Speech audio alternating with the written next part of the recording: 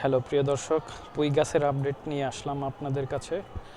এই পুঁই গাছগুলো বেশ এক সপ্তাহ কি 1.5 সপ্তাহ আগে আমার ওয়াইফ এইগুলোকে ডাল লাগাই দিছিল। এখন এগুলো থেকে দেখেন কি সুন্দর গাছ হয়েছে।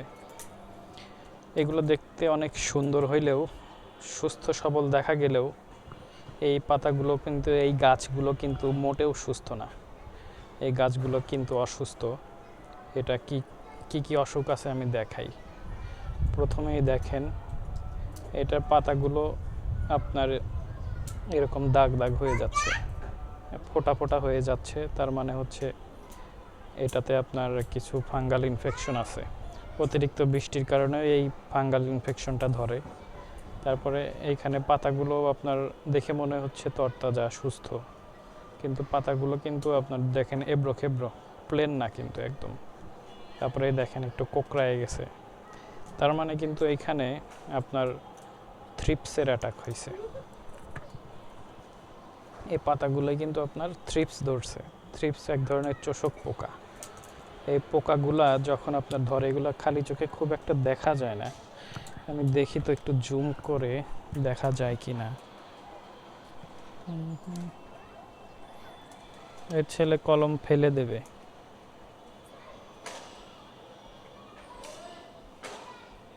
এই যে সাদা সাদা ডটের মতো দেখতেছেন না, একটু ভালো করে দেখাই।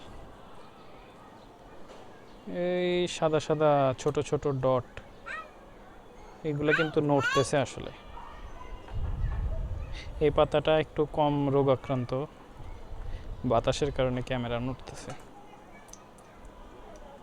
এই সাদা যেগুলো দেখতেছেন ছোট ছোট, এইগুলাই আসলে এক ধরনের পোকা। এই লাল মাকড়ের মতো এরাও পাতার রস চুষে খায়। দেখছেন কতটা জুম করে দেখাইছি। এগুলা চুষে খাওয়ার পরে পাতাগুলো এরকম আপনার কোঁকড়ায় যায়, এরকম রোগাক্রান্ত হয়ে যায়। এই পাতাটায় দেখা যায়, কই আমার হাত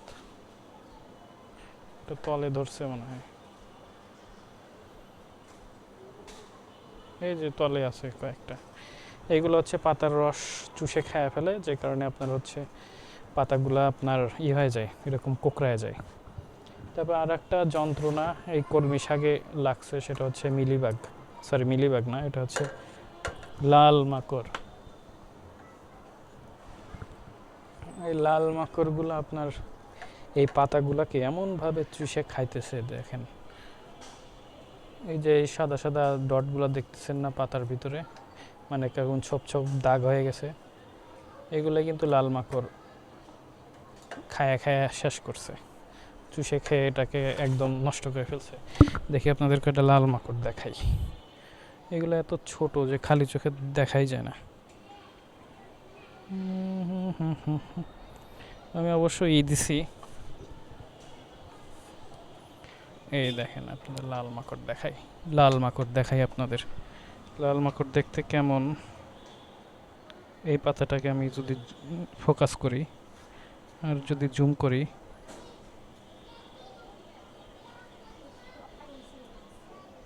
দেখছেন এই যে এইটাই হচ্ছে লাল মাকড়। এইগুলা খুব ছোট ছোট, এইগুলা বাতাসে উড়ে উড়ে এসে এই পাতাগুলাই আপনার হচ্ছে বসে বসে রক্ত খায়, সরি পাতার রস খায়। পাতার রস খেয়ে পাতার অবস্থা এরকম কাহিল বানায় দেয়। আর এই গাছগুলা যে বাড়তেছে না, এটাই একমাত্র কারণ এই লাল মাকড়ের কারণে। দেখেন নড়তেছে, দেখছেন? এই লাল মাকড়ের কারণেই আর হচ্ছে আমাদের এই সাইডের গাছগুলা হচ্ছে না, বাড়তেছে না। ক্যামেরাটাই ভালোই জুম হয়, এতটা ধারণাও করতে পারি না যে এতটা জুম হবে। তো এই লাল মাকড় আমার কলমি গাছটা শেষ করতেছে। এগুলাকে আমি, ওই যে আমার এখানে আছে নিম অয়েল আছে, নিম অয়েল দিয়েও কোনো কাজ হচ্ছে না এই লাল মাকড়। আর এদিকে দেখেন, এই আর একজন কৃষক, নব্য কৃষক, দেখেন গাছগুলা সব উঠায় টেনে টেনে শেষ করতেছে। সে চাষাবাদ করতেছে, দেখেন তার চাষাবাদের নমুনা এমন যে গাছ একদম ইসের থেকে উঠে আসছে। এই এই এই তার খুলে ফেললো টান দিয়ে। সে একদম নোট ডাউন করতেছে কলম নিয়ে কোন গাছের কি অবস্থা। তো আজকে এই পর্যন্তই রাখি, দেখি একটু কীটনাশক দেই, সরি কীটনাশক তো ইউজ করি না, একটু দেই,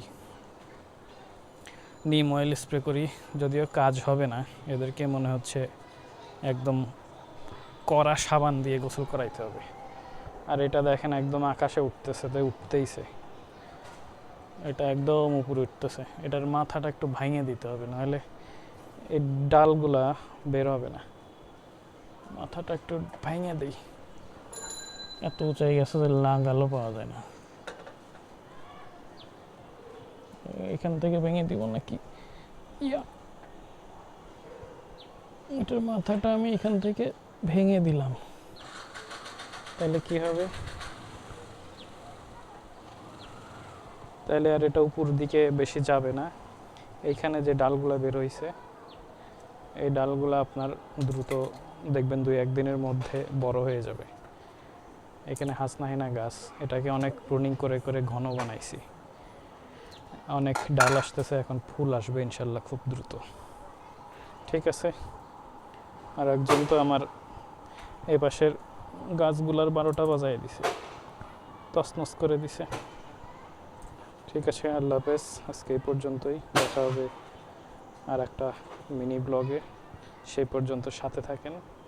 আর আমার এই বাগানে বেশি কিছু নাই, তারপর আপনারা সাথে থেকে লাইক করবেন, যাতে যারা আছেন এরকম ছোট্ট বারান্দা আছে, তারা এরকম ছোট্ট বারান্দায় শাকসবজি উৎপাদন করে খেতে পারেন।